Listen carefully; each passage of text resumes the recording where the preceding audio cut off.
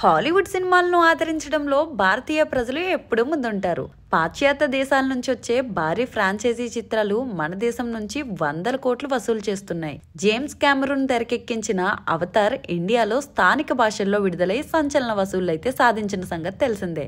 ఇప్పటికే Avatar franchise నుంచి 2 భాగాలు విడుదల కాగా భారీ వసూళ్లైతే సాధించాయి. ఇప్పుడు అవతార్ 3 ప్రపంచవ్యాప్తంగా విడుదలకు సిద్ధమవుతోంది. భారతదేశంలో కూడా ఈ సినిమాని అత్యంత భారీగా విడుదల చేస్తున్నారు. అయితే అవతార్ 3 ఫైర్ అండ్ యాష్ విషయంలో గత సినిమాల మాదిరి బాక్స్ ఆఫీస్ వద్ద మ్యాజిక్ రిపీట్ అవుతుందా అంటే సందేహమే వ్యక్తమవుతుంది. డిసెంబర్ 19న విడుదలకు సిద్ధమవుతున్న అవతార్ 3 కోసం అవసరమైన పబ్లిసిటీ చేయడంలో స్థానిక పంపిణీదారులు విఫలమవుతున్నాయనే విమర్శలైతే వస్తున్నాయి. అంతేకాదు అవతార్ 3 ట్రైలర్ ఇటీవల విడుదలైంది.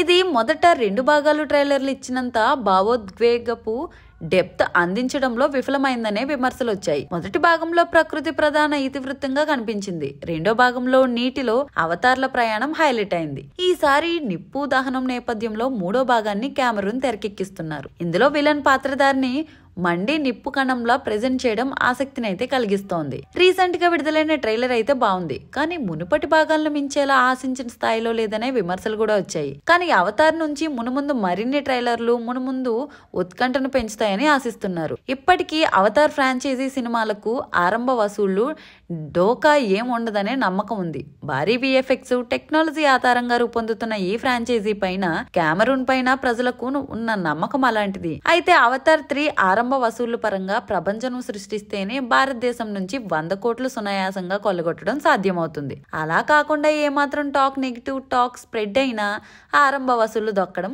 సాధ్యం కాదు. ఇటీవల కొన్ని భారీతనం నిండిన హాలీవుడ్ సినిమాలు ఇండియాలో భారీ వసూలు రప్పించడంలో విఫలమయ్యాయి. వీటికి దేశీయంగా ప్రచారం లేకపోవడం కూడా మైనస్ అవుతుంది. బాలీవుడ్ దిగ్గజ హీరోలు కూడా వందల కోట్లు వసూళ్లతో నిరాశపరుస్తున్నారు. అందువల్ల అవతార్ 3 ప్రమోషన్స్ విషయంలో మరింత జాగ్రత్త అవసరమని విశ్లేషిస్తున్నారు. అవతార్ 3 విషయంలో ముందస్తు ప్రణాళిక హార్డ్ వర్క్ తో భారతదేశంలో భారీ వసూళ్లను తేవడానికి ఆస్కారం అయితే ఉంది.